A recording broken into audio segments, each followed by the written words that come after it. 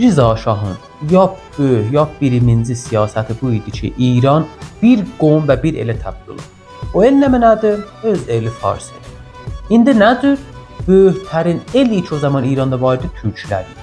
Yoxsa əksəriyyət o zaman çoxluq türklər idi. İndi olub da azlıq. Və getsən olan yox olacaq. Qərardır ki, bu türklər ölə. Rza Şahın nəqşəsi bu idi ki, türklər ölə. Buna görə çoxlu fikirlər elədilər. İngilisdən, İsraildən labilər quruldu. Öz mütəfəkkirləri yığışdılar, bir yerə danışdılar və çoxlu siyasətlər apardı qabaq. Örneğin, türkü pastaqları yandırdılar.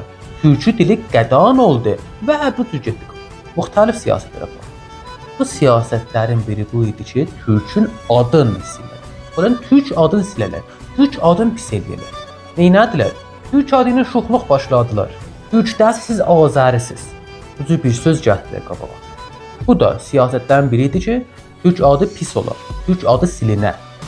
Və ayrı siyasətlərində biri bu idi ki, türklərin içərisindən özlərini düşmən seçilər. Manqurdular cürcənə türklərin içərisində.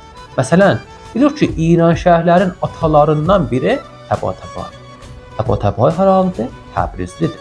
Bu cür adamlar tapmaqla, bu cür adamlara pul verməklə, bu cür manqurduları ayırıb, bunların zatları ki, fəqət pul dağıtıcılar, bunları tapmaqla türklərə böyük tərin zərbələri vurdular. Türklər, yalan danışmıyor, İran şəhərlər siyasətlərində müvəffəq olublar.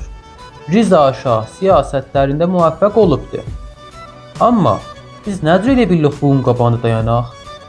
Çox rahat və fəqət bir yoldur. Türkçü dili danışaq. Türkçü dili hifz eləyək. İndi ki görürük qızlar fars dili danışırlar. Mən özüm baxı olubdur Təbrizli, Ərdəbili, Zəncanlı qız ki məndən farsı danışır, mən biraz türkçü cavab verirəm. Ya mən biraz türkçü danışıram. Bilsin, o qanmaz qansın ki, sən türkçə türkçü danışırsan. Sən yarıda giclığı ötürəsən. Bizim təhcə yolumuz türkləri diriltmək və saxlamağa görə türkçü dilidir. Və türkçü dilini buraxsaq, türklər o an ölüblər. İndi də elə ölməkdir.